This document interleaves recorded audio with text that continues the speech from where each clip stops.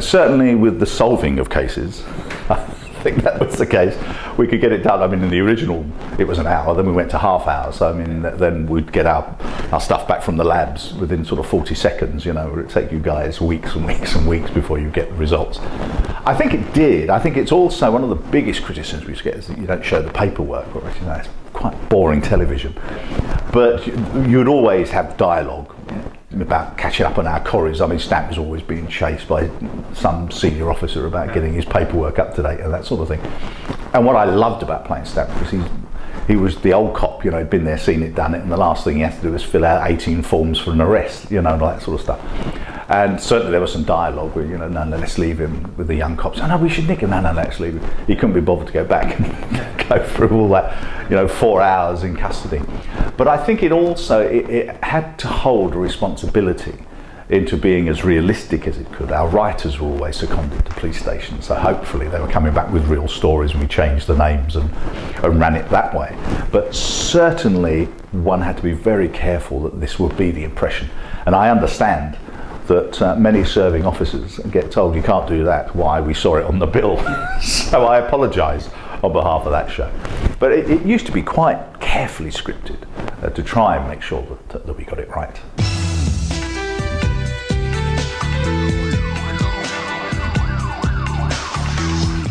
Many hundreds have come up. Even when I was in Lichfield over pantomime, I had 2 guys come up quite independently of each other. So, as a serving policeman, I used to watch you guys on the bill.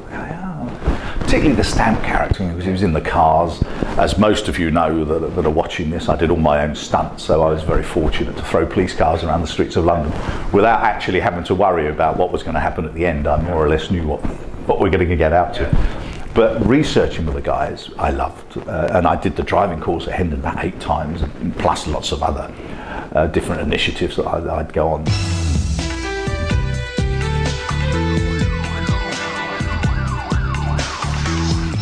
Very strangely, here we're shooting in my home, so you can try and work out where we are. And in the close here, people actually come up and say, oh yeah, Mr. So-and-so, he's getting a bit old now, I don't think you should be driving it. And you're telling me this because... So you do get quite a bit of that. You'll also get people saying to you that they've got a letter or something like that, you know.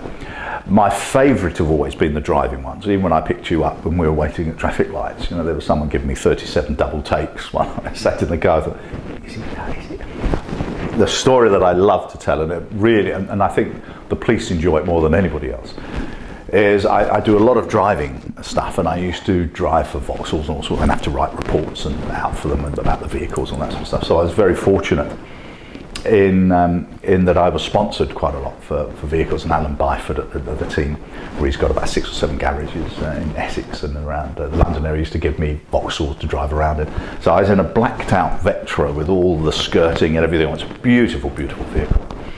And I was driving, but I'm a bit of a fresh air fiend, so I've only got the windows down, the top would be open or something, so I had the windows down. I just pulled up on the inside of traffic lights, and you could hear the car before you could see it. With booming music came out, and this Fiat something or other came up alongside. I kind of gave a little cursory look, and the passenger looked at me, chatting to his mate beside him. There's 3 black guys in the car, and the other guy came between them and had another look. And they put their seatbelts on.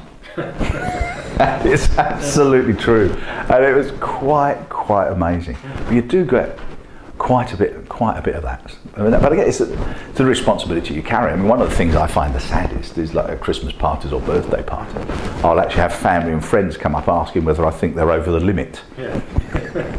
It's a bit disconcerting when you're doing a pantomime and the dancers are talking to you in the wings and saying, you know, we're going to have a party tomorrow night. Should we have a designated driver? And you're like, yes.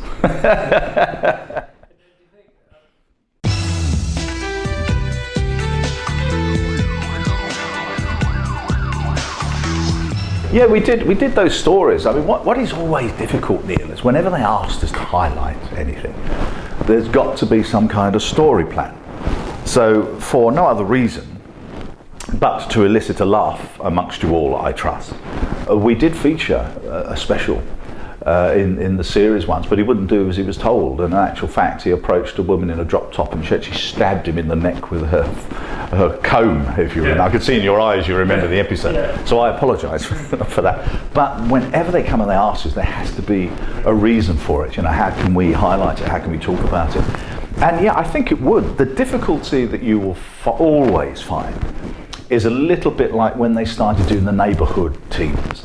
Is how do you make it interesting to watch? What kind of things can you highlight? And I think we should have gone down that road a little bit more. The problems we'll always have, and I shall get in terrible trouble for this, is the boys in suits in every organisation look at it and go, well, how come a uniform story costs so much? Because we're on location, you've got to have the cars, the uniforms, the script's got to be right. We've all got to know what we're saying in terms of the law, etc. Well, you can have 5 guys in a suit in an office discussing a case and taking all the information over the phone. It's cheap, but unfortunately it's dull. And that is the problem. That's sort of CID, I'm going to get some letters about that. But but you've got sort of Proro and Frost and all those that deal with that. And I've always thought the bill was about the day-to-day coppering. So yeah, it would have to reflect the specials, it would have to,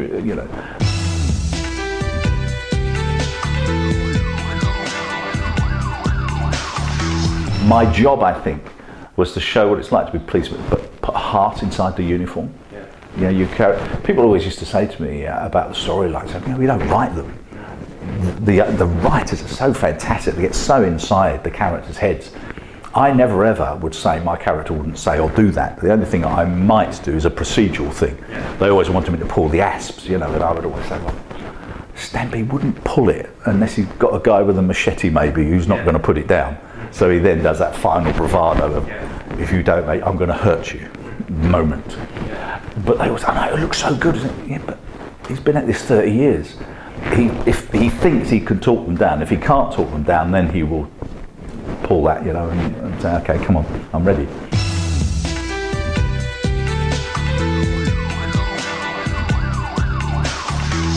That's always hurt the guest artists. There's no way, because you're all in your training, you all handcuff each other. And it hurts, doesn't it? No matter how gentle you try and do it. And of course, when we're doing the scuffling and the director's asking them to move and to resist you, it hurts. It really, really does hurt. And that's one of the reasons. I do hold the record, and I'm very proud of it, where a stuntman actually complained to our stunt arranger because I hurt him. Which is contradiction in terms, but absolutely true.